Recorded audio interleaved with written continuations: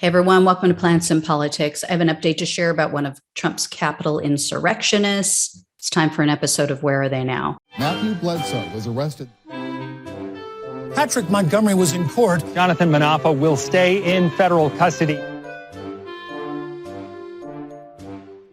No, I don't take responsibility at all. So Gary Edwards is a 68-year-old man from Pennsylvania, and you should remember this story. Edwards was seen on video entering the Capitol. He was wearing a MAGA ski cap. He was also seen on another person's live stream, which may have been Anthem Giannette, who also goes by Tim Giannette. He also goes by the handle of Baked Alaska online. Anyway, he was caught in that video inside a congressional office. And this is the guy who was outed by his own wife. She was bragging about his crime on social media. And she admitted basically that it wasn't a so-called peaceful protest, while also seemingly blaming the police for not doing their job. So here's the deal. Here's why you would probably remember this. Edwards' wife posted on Facebook, quote, "My husband was there inside the Capitol Rotunda. There was a small group of young men dressed in military garb who yelled, 'We're going in.' They broke the barricades down, ran up the steps, broke a window and climbed in. They broke some furniture. Police were milling around doing nothing." But then she admits that basically the cops were doing something, because she then wrote, quote, "Gary heard and saw tear gas blasts." And then she said, quote, "When asked to leave, they did." So, wow, it does sound like the cops were doing something, right?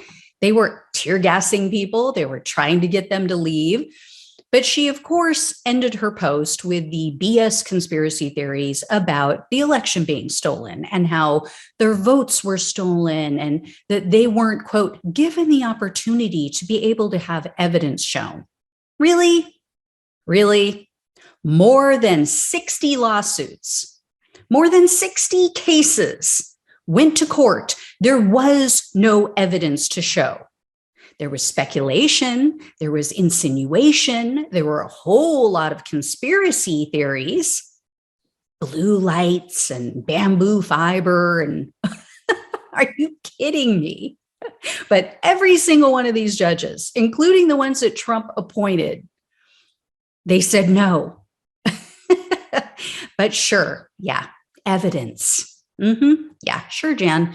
So anyway, one of his wife's Facebook connections took a screenshot of her post. They sent it to the FBI. And so Edwards was arrested on May 4th, and he was charged with 5 misdemeanors. He was hit with the typical 4 we've seen. So entering a restricted building or grounds, 2 counts of disorderly conduct, and then parading or demonstrating in a Capitol building. But then he was also charged with 1 count of disrupting official business. This is actually the first case in which I've seen that disruption charge. I don't know why they gave it to him. Maybe it was because he was in the office of the senator, but there were a lot of people in that office and they charged them with a different type of crime. So I don't know. They didn't explain. But at the end of September, Edwards accepted a plea agreement. He agreed to accept the parading in a Capitol charge. And he was facing up to 6 months in prison, $1,000 in fines. At Edwards' sentencing hearing, his wife spoke, and she told the judge that she never imagined that her Facebook post would be used against her husband. But then she also said that she later watched a video of what took place at the Capitol, and she said she watched that in, quote, in horror. And she said that she wished that she had been there with her husband because she said, quote, "In our relationship, I am the one who is much more observant and alert to my surroundings." So Edwards also spoke at his sentencing hearing. He told the judge that he was ashamed of the part that he played in the attack. There's no reporting about what the judge said. It was Judge James Boasberg. So I'm assuming there just must not have been anything interesting to share. In the end, Judge Boasberg sentenced Edwards to 1 year of probation only, 200 hours of community service, a $2,500 fine, and a $500 restitution fee. So a total of $3,000. So this is a little more in line with what I'd like to see. You know, if they're not going to give these people prison terms, if they're not going to put them behind bars, the least they can do is make a more lasting impression by imposing larger financial penalties and then forcing them to take part in community service. I mean, it's got to sting in some way. Otherwise, like I've said before, this is not a deterrent. So hopefully this guy maybe sees the error of his ways. It sounds like his wife kind of had a little bit of a wake-up call from what she saw going on elsewhere. I mean, these people forget how huge the Capitol building is. It is enormous.